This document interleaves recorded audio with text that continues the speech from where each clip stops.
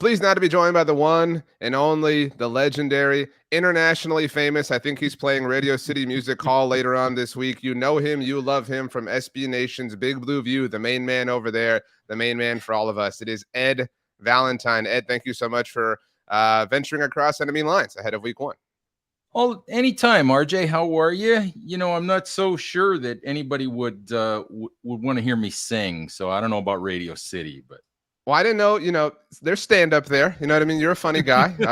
It can be we try. a variety of, method of entertainment.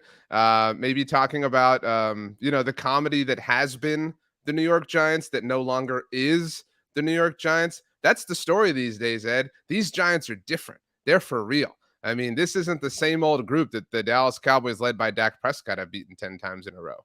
No, it's not. This is a team that made the playoffs last year, won a playoff game, and now you can snicker at that because it was the fake Minnesota, the Minnesota Vikings with the fake 13-4 record. Let's put it that way. So I believed in the Vikings. I find that to be a quality playoff win. So there's no snickering happening here in my perspective. No, but playoff win is a playoff win. The Vikings got there. They did win 13 games. This is a team that has, Joe Schoen admitted at the end of the 2022 season, he admitted that there was a talent gap between the Giants and at that time the teams that were remaining, the Chiefs, the Eagles, the 49ers, the top 3, 4, 5 teams. And, you can throw Dallas in there too, because Dallas has been ahead of the Giants for how many years now? I don't even want to count. So don't answer that question. That's we know. All right. It's out there. But he admitted that there's a talent gap.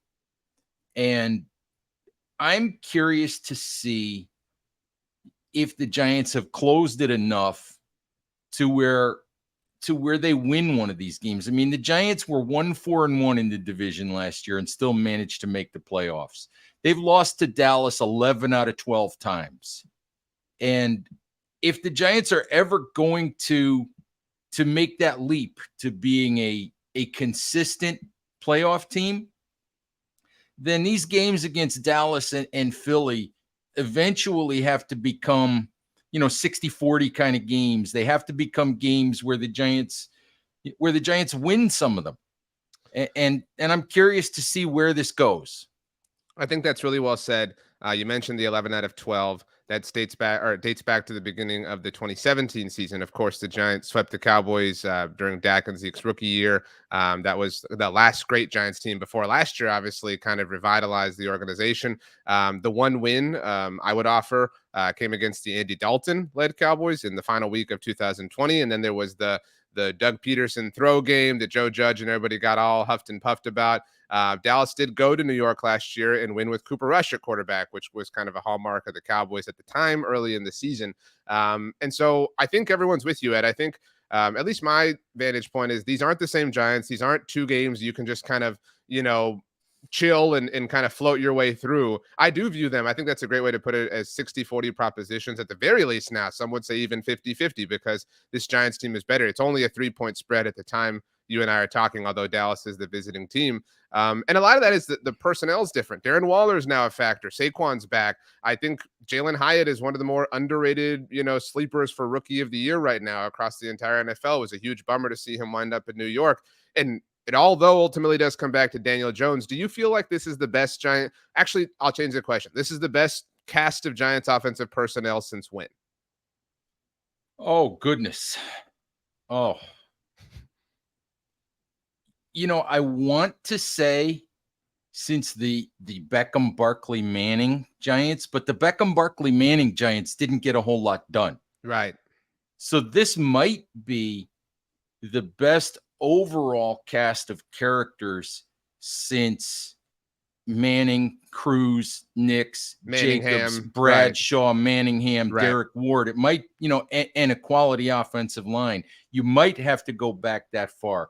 The really interesting thing, RJ, and I wrote about it on Tuesday at Big Blue View, this Giants team is better on paper. There's no doubt about it. Darren Waller, Jalen Hyatt, Paris Campbell, They added a couple of defensive tackles for depth. Ashawn Robinson, Rakeem Nunez-Roches. They drafted John Michael Schmitz to play center in the second round. This is a better roster. But this Giants team, look at the schedule that they play, the travel that they've got to face, the fact that they play, I think, 5 or 6 games on short weeks this year. They face a difficult schedule. They're a better team that might not win as many games as they won last year. It's just one of those crazy years. I think that's well said. 4 of their first 6 are on the road. 5 of the first 6 are against playoff teams from a year ago. Obviously, this game is against the Cowboys. And this division is the most historical one in the NFL. It obviously is the only one that is comprised of nothing but Super Bowl winners in the NFL. I think you and I both wish that weren't the case, right? Like miss me with all I hated everybody that was rooting for the Eagles in 2017 to avoid the Patriots surpassing the Cowboys. That was so dumb. It never made any sense. But whatever. And so the division rivalries go way back. And for a while, I would say when I was at a formative age, Cowboys Giants was the ticket. Cowboys Eagles has kind of become the face of the NFC East right now in these modern times. But that Tony Romo, Eli Manning era really was, when those teams would face off, you knew it was going to be a battle. And I don't know that I feel that quite brewing yet. But I mean, the Giants are no longer facing 180 degrees due south. Brian Dable has done an incredible job. Joe Shane, Daniel Jones has turned a corner. And so this game, I think, to me, you tell me maybe I'm assigning too much pressure to it. It carries a lot of pressure for the Giants because if you lose, it's, well, we've lost 12 out of 13 to Dallas, right? It's the same old, same old. But if you win, it's okay. The darkest part of the night really is over. We're starting to do things that we hadn't done in a very long time. Absolutely. I think you hit the nail on the head there. I think that the Giants, from GM Joe Shane to the coaching staff to the players, the Giants are trying to play the, hey, we went to the playoffs last year and we only won 1 division game, but that's not sustainable. We know that. If you're going to be a consistent playoff team, you've got to do well in your division. And they're trying to play it's 1 out of 17 games, and this one doesn't mean any more than the other 16. And you know what? That's a boatload full of crap. They know it. I know it. You know it. We all know that if they're going to be a serious annual contender in this division, they've got to beat the Cowboys on occasion. They've got to beat the Eagles on occasion. You can't just beat up on the Commanders, who the Commanders aren't that easy to beat up on anymore either. They're not. They're just not that easy to beat up on either. So you've got to win one of these games. And let's be real.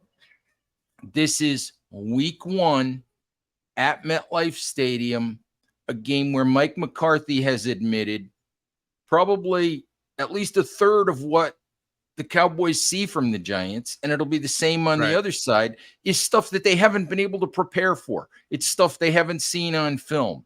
So for me, if the Giants are going to get the Cowboys, this is the week when it sets up. The Giants are healthy. Jones is healthy. Barkley's healthy. Waller's healthy. All the key defensive guys are healthy. Everybody's there. So this is the one that sets up like this is the one. I don't want to say that they should win, but this is the one where it feels like there's an opportunity. Sure. And it's a big opportunity to start off a season 1-0 in the division. An example I always point to is those 2015 Cowboys. Tony Romo got hurt in week 2. They won that game. Dallas did that second game of the year, and they were 2-0 in general, but 2-0 in the division. They beat New York in the opener, and they beat Philadelphia. And that 2-0 in the division kept them alive. I mean, through all the losing, I mean, that is a really powerful mark that you can achieve. And obviously to get to 2-0, you got to get to 1-0. And what is the strength of the Giants that we're not seeing? Because right now, what gives me the most pause, maybe this isn't it. Tyler Smith, Cowboys left guard's dealing with a hamstring thing that popped up on Monday. Cowboys are saying it's minor. I'm terrified of Dexter Lawrence. I'm terrified of the Giants pass rush, of Kayvon Thibodeau roaring to life in his second season. Is that the hidden strength that nobody's really talking about at this point, or is it somewhere else? You're terrified of Sexy Dexy, the dancing machine, and that great big, beautiful smile of Dexter Lawrence. You're terrified of that? Yeah, it keeps keeping me up at night this week. Yeah. And you absolutely should be. You absolutely should be. He's one of the best 5 interior defensive linemen in the league. And I wouldn't be surprised if he's better this year than he was last year. What we saw last year, Andre Patterson is a longtime NFL defensive line coach, was with the Minnesota Vikings forever and ever, coached Danielle Hunter, he coached Linval Joseph to some of the best years in his career, coached John Randall, coached a ton of top tier defensive linemen. And the difference in Dexter Lawrence from pre-Andre Patterson to post-Andre Patterson, which was just last year, the difference is night and day. I talked to Andre Patterson about Dexter, and he said, look, he was always like the biggest, baddest, nastiest guy in the room, and he would just throw people aside. He didn't have to learn any technique. He didn't have to learn the ins and outs of actually how to do it. And now that he's learned to focus on that, he's still, 26 years old? Mm-hmm. He's got a lot of really good football ahead of him. But I think if you want to talk about unheralded strengths of the Giants, you've also got Leonard Williams, in there at defensive tackle. You've got the Giants went out and they were bad against the run last year. They were very poor against the run. They added Ashawn Robinson. They added Raheem Nunez-Roches. They drafted Jordan Riley, who nobody saw coming in the 7th round. Jordan Riley is a 6'5", 325 or 30-pound monster. And this kid is absolutely going to outplay being drafted in the 7th round. This kid, you're familiar with NFL mock draft database, right? Of course. This kid was somewhere around 570th on the NFL mock draft database. Nobody other than the New York Giants was going to draft this guy. And the kid is a run-stopping monster. And you're looking at the down linemen, Kayvon Thibodeau and Azeez Ojulari, who I think have only scratched the surface of their abilities. You're looking at an interior group that signed Bobby Okereke, to play the off-ball linebacker spot. And everybody in New York wants to see what Wink Martindale has in store for Isaiah Simmons. Totally. So I think potentially that defensive front 7, and again, we're talking potential because we haven't seen it. Potentially that defensive front 7 could just be outstanding. I'm with you. I think it gets forgotten that New York went into halftime in the most recent matchup on Thanksgiving Day with the lead. And I wouldn't be stunned, right? Some of it is the week 1 sleepwalking that you tend to see. But if this defensive front is just a little bit too stout and the Cowboys haven't quite, like you talked about the third, of things that they haven't seen, if they're just a little bit out of sorts, and New York's able to get out to an early lead, maybe there's like a Jalen Hyatt big time bomb of a touchdown that kind of sets things up. That's definitely my worst fear as I look at this game. The other side of that coin, what is the maybe the not so discussed out of niceness weakness of the Giants? I think if I ask Cowboys fans what's the biggest weakness on this team, or what are you least afraid of, they would probably say the quarterback. They would say Daniel Jones, just because there are other elements that I can talk myself into a little bit more than I can Jones specifically. Well, let's not talk about Daniel Jones because we can always do that. And I think that, Daniel Jones still has doubters in the New York Giants fan base. I think that Daniel Jones is what he is at this point. He's a good quarterback. He's not a top 5 quarterback. He's not Justin Herbert. He's not Joe Burrow. He's a good quarterback. He can win games. On this subject, Ed, so I saw this last week and I knew that you and I would be talking. This was a very interesting post at bigblueview.com, everybody's home base for New York Giants content. Your staff, you all discussed how many quarterbacks you would trade Daniel Jones for. And I didn't realize that there was a ton of dissension, I guess, or division among Giants fans. Maybe I imagine maybe there are some that still aren't happy that the Giants paid him. Although I think you had to. I think it was the right decision. There was really no other choice unless you wanted to go into the draft and Right. blow things up and start over again. Totally with you. And at $40 million a year, you didn't have to pay him market rate in terms of relative market rate. It was a fine deal. The thing about $40 million a year, RJ, and people still go, Daniel Jones got 40. If you look at it, $40 million is in this market Joe Burrow's about to get an extension. Oh, yeah. Tua's going to get an extension soon. Justin Herbert's going to get an extension. Trevor Lawrence is going to get an extension. $40 million is middle tier quarterback money. Kirk Cousins got $35 million 3 or 4 years ago. So it's mid-tier quarterback money. It's basically what you have to pay if you have anything above garbage at quarterback in the NFL these days. I agree. It's not quite journeyman backup quarterback money yet, but it is, the standard kind of, almost vet minimum if you're a qualified quarterback at this point. But so the list of quarterbacks you would trade Daniel Jones for: Josh Allen, Joe Burrow, Lamar Jackson, Trevor Lawrence, Patrick Mahomes, Justin Herbert, Jalen Hurts. You did not include Dak Prescott on this list. You had a little blurb on several players, and your blurb on Dak was he's had better talent around him. In my view, he's not better than Jones. So this was interesting. And I think, there's so many things that went into answering that question, okay? Because that question's not how many quarterbacks are better than Daniel Jones. Okay. To your point, the prompt was, who would you trade him for? Who would you trade him for? And how old is Dak right now? He just turned 30 this summer. He just turned 30. And age plays into it.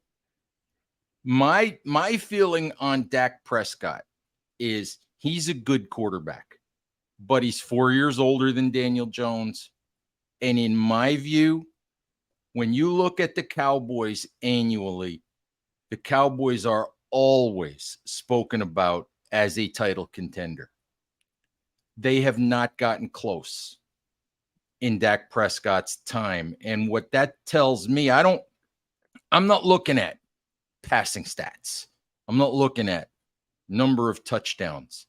I'm looking at, has Dak Prescott gotten the most out of the team around him?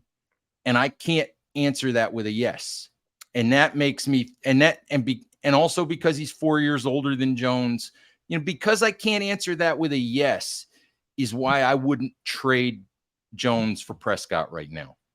I would offer that maybe he hasn't gotten the most out of the team, and the team's obviously gotten a lot better, especially defensively over the last 2 years. But he has shown signs of being an elite passer, an elite quarterback. And to this point, I think the Giants got close. I think if you reach the divisional round, you're close. I mean, you're 2 rounds away from the Super Bowl.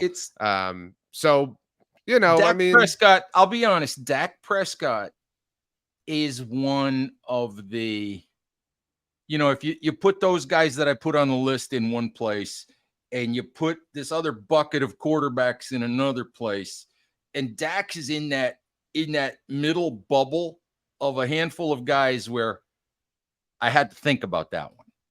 And I'm not dismissing it out of hand. I think just based on age and based for me on the fact that I still think there's more coming from Daniel Jones, that I just wouldn't do it.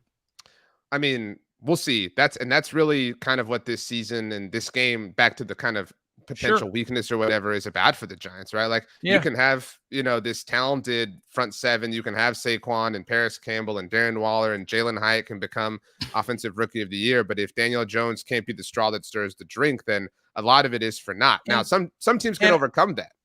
And I'm expecting, you're absolutely right. And I'm expecting, and I think we saw this in the way that the Giants treated Saquon Barkley over the offseason. Sure. Okay. We can talk about, we know that the money that the Cowboys paid Ezekiel Elliott, I think Jerry Jones probably wishes he hadn't done that, because we've seen, And not that Ezekiel Elliott was a terrible player, but let's be real. Tony Pollard was better than Ezekiel Elliott the last 2 years. Totally. And Tony Pollard wasn't the one making the money. Right. And the Cowboys were really exhibit A for the last couple of years of why 100%. you don't need to pay big money to running backs. Because if you block well, if you run a good scheme, if you have a running back who can hit a hole, who can catch a pass, he doesn't need to be Saquon, or he doesn't need to be Christian McCaffrey for you to have a good running attack and get plus play out of that position. Plus, we see it over and over. You pay guys their second contract, and what you pay them for is what they did on their first contract, and you pay them for declining performance. Right. And so I get it. But I think that the other thing is the Giants last year were built around Saquon Barkley. He had 352 touches for the second time in his career. And I think that was second or third in the league. I wouldn't doubt if he doesn't hit 300 touches this year, even if he plays all 17 games. I think they are building an offense and building a team that is quarterback, wide receiver centric and not running back centric. And I think that that's part of why they didn't want to pay him big money. Well, if Daniel Jones can elevate things, then it'll have been worth it. But even then, I mean, the contract isn't so abysmal that they can't get out of it in the future and start over or whatever. That's just kind of the times in the NFL. That's the other thing that I tell people all the time, because people get, you know how fans are. They see 4 years and $160 million, and it's like, oh my God, what are they doing? We're tied to this guy for the rest of my life. The Giants are tied to Daniel Jones for 2 years. Sure. There's no guaranteed money after 2 years. This is Daniel Jones and coincidentally Saquon Barkley, because the Giants can tag Saquon again next year. This is a 2-year window for Daniel Jones to show the Giants that he can be the guy that he kind of hinted he could be last year. And if he shows he's not that guy, then 2 years from now, they'll move on. And they didn't tie themselves to this guy for 5 years. They didn't do what the Eagles did with Jalen Hurts. Mm-hmm. And what did the Eagles tie themselves to Jalen Hurts until like the year 3000 or something? Yeah. That's all about those void years. I mean, you know what I mean? Yeah. That's why Howie Roseman gets all the love. I've never seen a contract with so many void years. What's he got, like 8 void years in that deal? It's definitely special. It's very special. But so we'll see what happens with Jones, and it's an interesting debate. And I might be wrong. We'll see. But it's a what would I do today? Not what would I do at the end of the 2023 season. So we'll see. I might be wrong. Dak's a heck of a player, and my not putting him on that list was not meant as an insult. It was just meant as, right now I think the Giants are good where they're at, except for these guys that are clearly the annual MVP candidate kind of guys. Okay, let's get to this game, Ed. Now, for full disclosure, full transparency for everybody, Ed and I are recording this on Tuesday evening. So circumstances are allowed to change, whatever. We're going to air this, Ed, or release it on Thursday. So again, just so everyone's aware of timing and whatnot. But at the moment, at 7:30 Eastern on Tuesday evening, Cowboys are 3-point favorites over the Giants, according to our friends at DraftKings Sportsbook. Would you take that? Taking the Giants, taking the points, taking the Giants to win outright? Where's your heart at with a few days to go? Oh, geez. You see my shirt, right? You see my shirt today, right? I thought that was your beach shirt. You know what I mean? I thought that was the old, disgusting beach shirt that you wore, No. This is, I don't know where I got this one from, but it's funny. I don't wear Giants clothes very often, but I just happen to have this on today. And, I think, if I was going to bet the game, I would probably take the Giants and the points. I just think, but I think, as we've talked about, I think if the Giants are capable at this point, if they're capable of getting over that hump and making themselves into a team that has to be considered. It's for how many years now has it been Philadelphia and Dallas? It's been like two divisions. It's been Philadelphia and Dallas, and then the AAA part of the division has been the Giants and the Commanders. How many years has it been that way? I mean, I would honestly say, and I have not really considered the Giants a threat or been worried. Just for me, I don't know if this is helpful for you, but been worried about the Giants since maybe. So there was the Odell game, which the Cowboys won. That was also a Sunday night game in New York. That was a down to the wire. Tony Romo hit Dez Bryant for the game-winning touchdown in the final minutes. That was the last time that a game against the Giants truly felt kind of scary to me. Even the 2015 opener, which required the Romo heroics, that felt like Dallas shooting themselves in the foot to me. It didn't really feel like the Giants were, really up to par. So it's been I would say almost a decade that I have been worried about the Giants. Yeah, it's been a minute, and I think, and I understand that. Believe me, I do. I understand that because when you go through a 5-year stretch where you're tied with the Jets for the worst record in football, you have very, very little to brag about. But I'm going to take the Giants to win a squeaker here, just because I've talked enough about how much they really need to win this game, and they know it. They know it. And it's been a long time since MetLife Stadium really and truly rocked and really and truly was an advantage for the Giants. And if they're going to show that they're going to progress from last year, this is huge. This is a huge way to open the season. I'll pick the Giants to win a really, really tight game, but I'm not going to be shocked if they walk out of there 0-1 either. I'm very excited to see MetLife kind of buzzed and juiced. You're right. It is a different thing. I mean, I don't know that it's among the premier home field advantages in the NFL, but it is cool to see it, kind of, moving and grooving. I'm sure it's annoying to hear the Jet Life stuff. Also, that was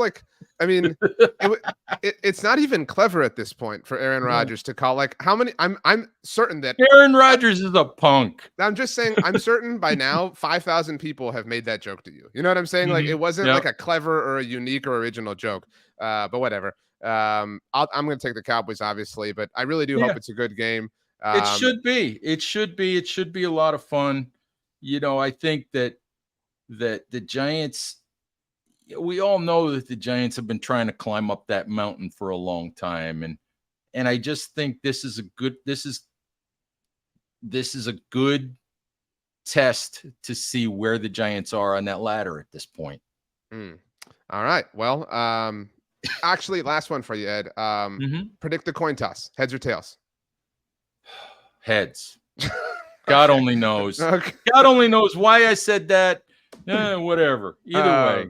Awesome. Well, Ed Valentine, everybody check out Big Blue View this season for all your New York Giants coverage. It's a great practice the week the Cowboys are playing the Giants, or even when they're not, just to kind of keep an eye on the enemy and what's going on over there. Ed does a great job running that ship. So Ed Valentine, you're the best. You're the most handsome person I know. What's that? I don't know, but then you really don't know very many people, RJ. I was just going to say, you'll be over on my show eventually this week too, probably Friday, Friday's show. We're chopping it up. I mean, we're doing all the things. We're dotting the I's and crossing the T's. Ed Valentine, thanks so much for joining us. We'll see you next time. Bye-bye.